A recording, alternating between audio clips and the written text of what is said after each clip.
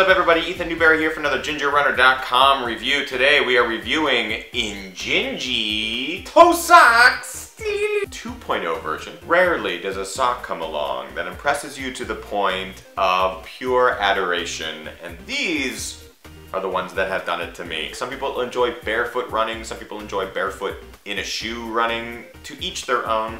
I am of the school of thought that I enjoy that little extra layer of cushioning in a shoe. And what I love about Injinji is the fact that the toes are separated, so it's like adding a little additional skin layer to your feet. A little extra padding, help moisture wicking and the good stuff like that. I'm a big fan of Injinjis over regular socks, and I'll tell you why. Here we go. Things that I like. The performance, lightweight, midweight, and trail Injinjis are very comfortable. So you can go for the lightweight, which are much thinner. You have a middleweight, thicker, but it's definitely very padded, and we have the compression version here, which I like a lot too. No blisters. With a regular pair of socks, you can tend to get blisters where your toes begin to overlap or where a nail's not trimmed properly, and over the course of a marathon or a long run, you know, 10 miles or whatever, you can get some of that wear and tear, turns into a giant blister, and it causes so much pain and suffering for the entire duration of your run. What's great about these socks, it reduces the chance of you getting blisters. I don't know what the percentage is, but it's a lot. All of your toes are separated so they don't interfere with each other. They have a nice little soft layer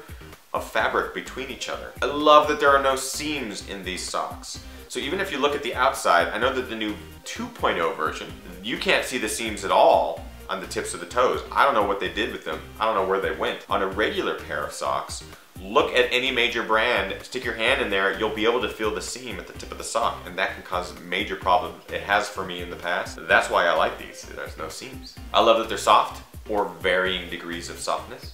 So the thinner ones just act like a real thin barrier between you and your shoe. The thicker ones offer a nice amount of padding, which can really help in the overall cushioning. These have a padding layer in them. I like that. Cool Max. They use Cool Max in their socks, which I think is fantastic. It's a great moisture wicking material.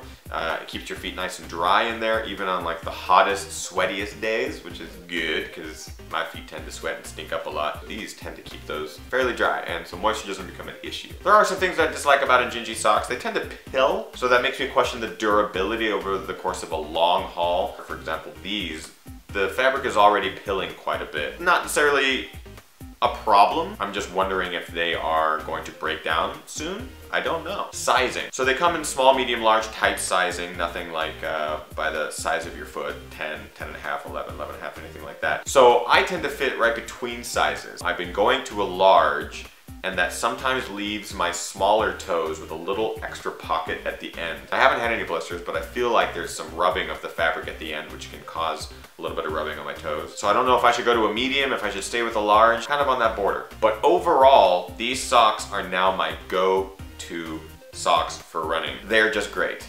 They really are great. They have a whole product line that gives you a wide variety of choices for your running style, preference, all that good stuff. So definitely check them out. So now on to the points. Quality.